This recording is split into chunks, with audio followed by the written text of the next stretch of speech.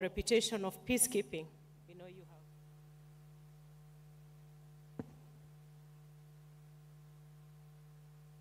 Excellency Dr.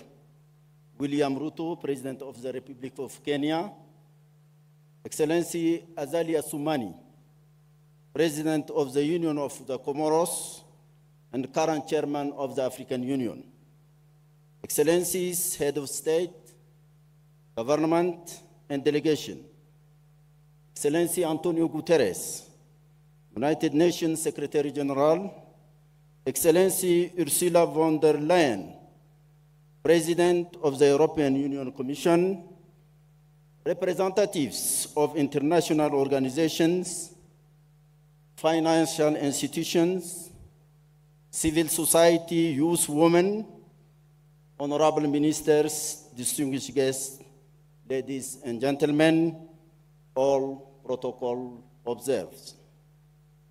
First and foremost, I would like to thank President William Ruto, the government and the people of Kenya for the exceptional hospitality accorded to us since our arrival in this hospitable and green capital, Nairobi. The beautiful and natural environment in this country augurs well for the great success of our climate summit. The organization of this climate summit in such friendly conditions in just 6 months, thanks to the decision of the African Union Summit last February, is striking proof of the excellence of your leadership, dear friend William. I sincerely congratulate you.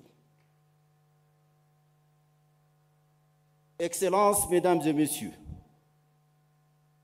the recent report of the Intergovernmental Panel on Climate Change, IPCC, confirms our fears.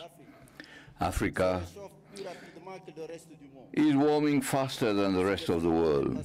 If this phenomenon is not stopped, climate change will continue to have a serious negative impact on the growth of the African economies. Agricultural productivity has been reduced by 34% between 1961, since 1961, due to climate change, more than any other region. Hence, it will have an unbearable pressure on the food systems in Africa.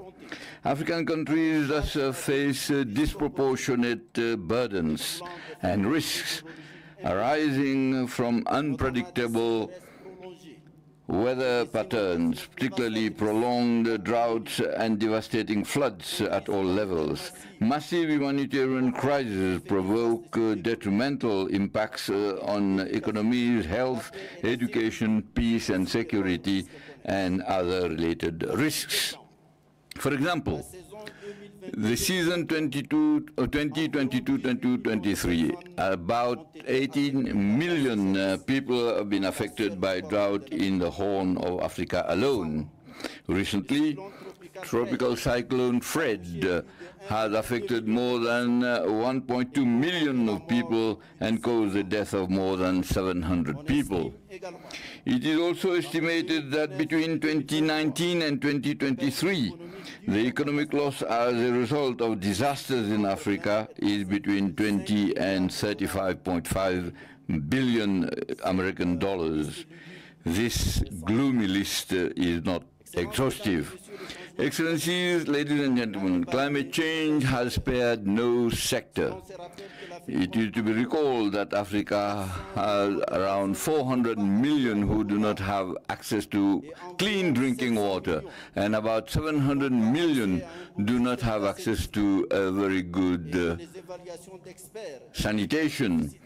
And this also indicates, experts indicate that there is a gap, a financing gap of 11 to 20 billion dollars. So we are obviously on the verge of seeing climate degradation. It is not the only factor.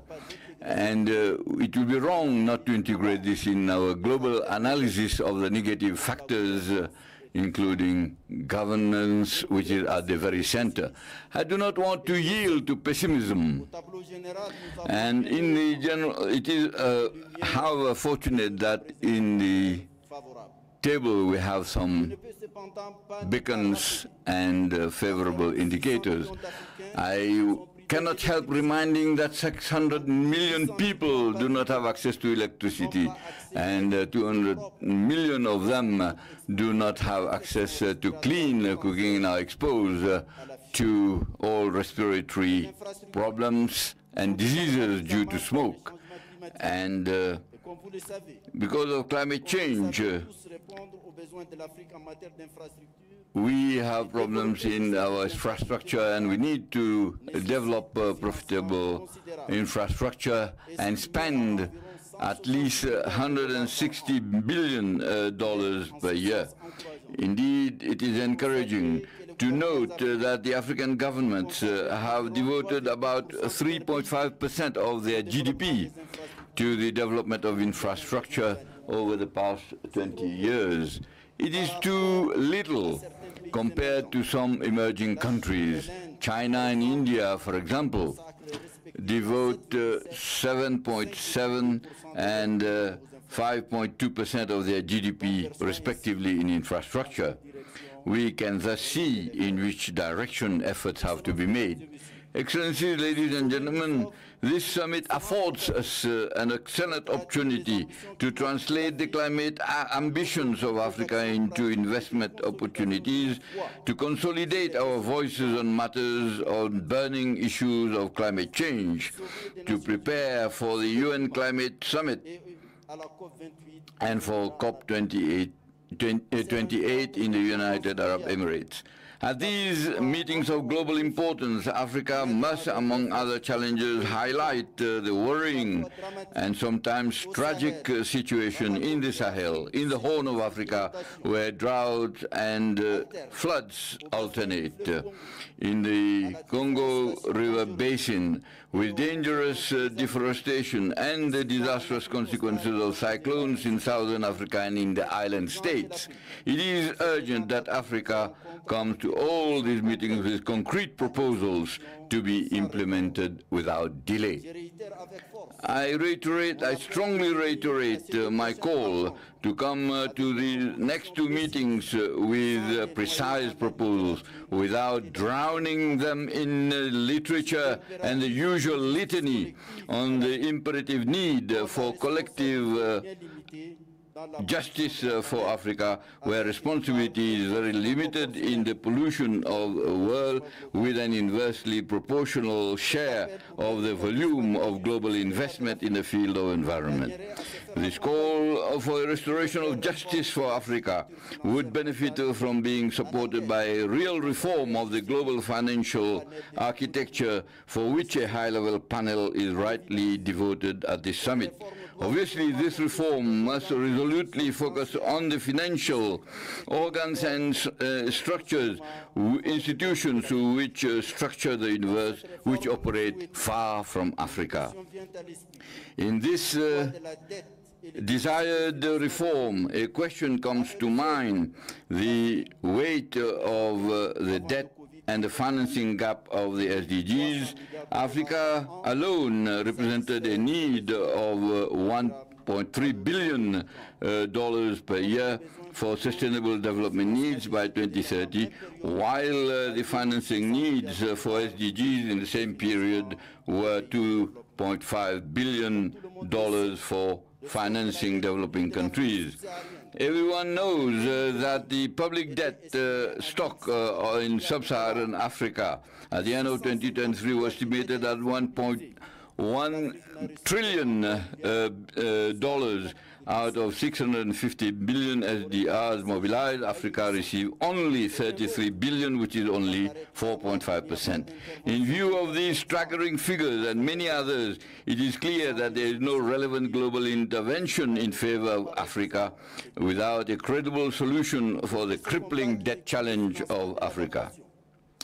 To wage a struggle which include financing adaptation, $100 billion per year, Africa has galvanized its will in its common position through a momentum unifying African voices, and it will be central point of our agenda in G20 as soon as we join it. However, in this struggle, Africa cannot just be satisfied with incantation. Just like for its independence, it is a challenge to rely on its own personal efforts, on its own genius, the quality and its virtues of bold, imaginative, united and interdependent leadership. I wish you full success to our deliberations. I thank you very much. Asante sana.